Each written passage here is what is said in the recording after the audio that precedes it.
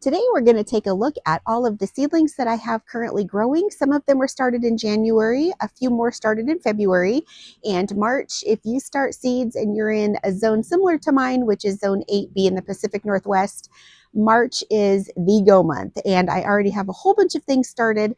So we're going to take a look at what I actually have down here in the greenhouse, what I have in my little greenhouse with inside my greenhouse, and also what I have up in my germinating room in the house. And then we're going to talk about what I still have left to plant. Now, if you're new here, welcome. My name is Julie, and this is Small Farm Living, and I do all things gardening, canning, preserving, and I do craft videos as well. So if any of those aren't your thing, don't worry if you see them pop up. Just ignore them, and another video will come out that should be to your liking. So let's go take a look at what I have. So we're going to start up in my germination room in the house, and I'm just going to show you what I've got going on. Now, these I just planted. They are asters.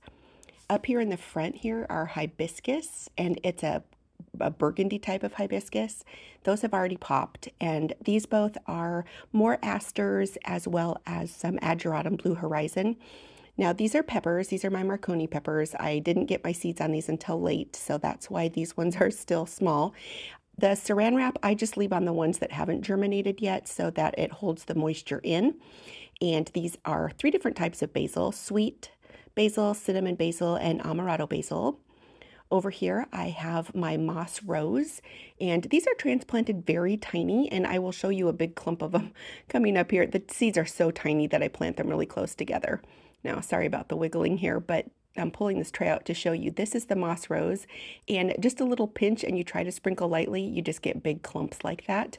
This is bunnytail grass and some phlox in the back. Here we have rudbeckias, and these are some more of my peppers that I was able to start a little bit earlier. I have colored bell, green bell, Anaheims, and jalapenos. Now we're down in the greenhouse. These are stock flowers that I planted in January. They're doing great. I planted some English peas and some sugar snap peas, as well as broccoli, cauliflower, and some cabbages, just a few of those. These were all planted, probably about 3 weeks ago, and I can't put the peas directly in the ground or the mice will eat them. That's why I start in here. These are status. And you can see 3 different sizes of my straw flowers here. That's because I succession plant them. These ones were planted first the end of January. Then I planted the second batch in mid-February, and towards the end of February, I planted the 3rd batch you see there. These are my onions. They are going to go out in the garden here in probably about a week, and I will do a video when I plant those. This is Bupleurum. It likes to be direct seeded, but I never have the ground ready in the fall to direct seed, so I always start it this way, and I still have really good success. Now, I wanted to start a few more lavender plants. My seeds were old, but I was able to get 5 to germinate. So now these right here, these are actually sweet peas, and I have some dark purple ones, which is what the majority of these are. Down here on this end, I had a few spaces left where there is kind of like a magenta pink, and that's what these are as well. Now, Snapdragons, I'm going to show you how I transplanted these coming up here in a little bit, but this is the finished product. I actually transplanted 4 trays out. You can see how tiny the seedlings are, and I do this because they are very hardy. I'm gentle with them, but they don't seem to ever be bothered when I transplant them when they still don't have their first true set of leaves. Now over here, these are my marigolds. I grow tall marigolds for cut flowers, and these are some little clippets of rosemary that I am just trying to propagate by cuttings so they stay under the plastic. Now here is my greenhouse within my greenhouse. These little plants right here are called schizanthus, or poor man's orchid, and they make a pretty cut flower as well.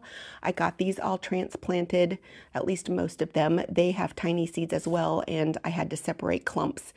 And you can see how nice and straight up they're standing, and they aren't bothered by being transplanted tiny either.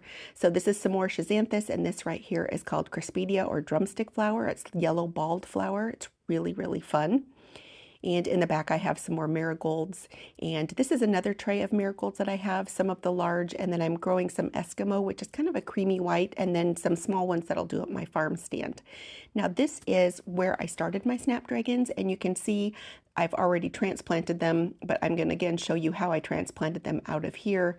I just kind of did 3 rows and sprinkled the seeds generously because, again, these are very tiny seeds and I don't have a seeder for tiny seeds.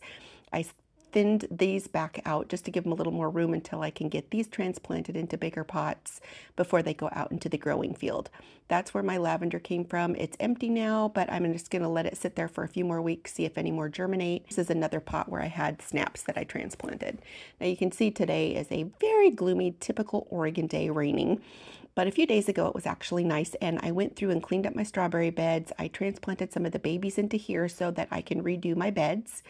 Here is some lamb's ear that I took some pieces out of my main bush and potted them up. Those will probably be for sale on my farm stand, as well as some oregano. I did the same thing to those, and they're looking nice and happy and healthy. And the smell is divine. Now, these are just perennials from last year. They're looking scraggly, but I will cut these back to the ground and fertilize them, and they will come out beautifully. So now down here, this is lemon balm, and it's a medicinal, as well as you bump it and it just smells like lemon. And you can see how thick it is in here. So I'm going to be dividing these and potting some of these up as well. Now here I'm just showing you, I pre-mix my own seed starting mix, and if you are kind of interested, I don't do an exact science, but I'll link a video at the end and as well as down in the description of when I actually made some of this, just so you can kind of see my process and what I put in it. And I just put a few scoops in here today because I'm doing a small batch, and after I put it in, then I go in with some water, because pre-dampening is always the best idea, because once you transplant them, you don't have to worry about there being any dry pockets in that soil. So I'm also putting a granulated organic fertilizer in here, and the reason I'm doing that is because these plants have already germinated. Once your seedlings germinate, the seed has everything it needs for those first little cotyledons to come up, but once they get their first true set of leaves, you really need to start fertilizing. I do give a liquid fertilizer, but I do put a granulated in here as well, just to be sure they're well fed.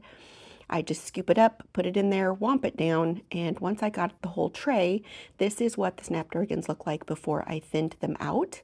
You can see they're quite thick, and I just bring them over, and my barbecue skewer is always my tool of choice, and I will just scoop out a chunk of those, and I set them next to me as I'm working on it, and very delicately. Sometimes it doesn't look like it when you see me handling them, but I have a light touch, and I've been doing this for about 30 years, so I just kind of have a feel for it. I've always done my Snapdragons like this, and they always turn out beautiful. So very lightly, I'm just grabbing a hold of the little cotyledons and separating them, not by the stem, and very gently tucking their roots down in there, and then I will just secure the potting medium back around the stem, and I will just continue doing this until I have all of them transplanted. And again, as you saw a little bit earlier in this video, I ended up with 4 trays, and I still had some left over. So most of these will be going out in my field to grow for cuts.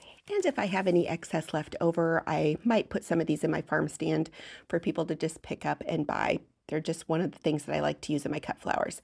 So here, just quickly showing you, I planted some aster seeds. Now these like to be very lightly covered, but what I like to do, even though the soil is damp, I like to take my sprayer. This is a Champion sprayer. It's a pump sprayer, and you just push that little button there or that little lever by my thumb, and it just gives a continuous spray, and it just really saves your hands from pumping constantly. And I do have a link for some of the products that I use down in the description below if you're interested in those. But I just like to give this a good hearty spray, and what this does is it kind of sucks that seed down into that potting medium so it has good contact with it, and that way when I go to put my vermiculite on top, it's already damp. Now here is my March schedule of what I've been planting. We had the first of the month challenge, which that video is already out. That's a crafting video. If you're interested in that, you can check out my playlist. But here are all the cut flowers that I am currently planting, and you will see I pruned my raspberries already, and I'm going to be pruning my hydrangeas coming up here. On Monday the 9th, I have another challenge video coming out that's kind of fun, so watch for that.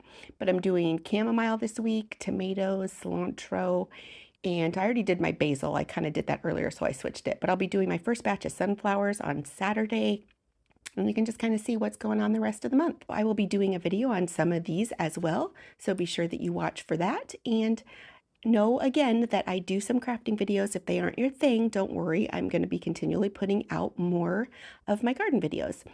So that's it for this week. Thanks for hanging out with me, and I will see you next time.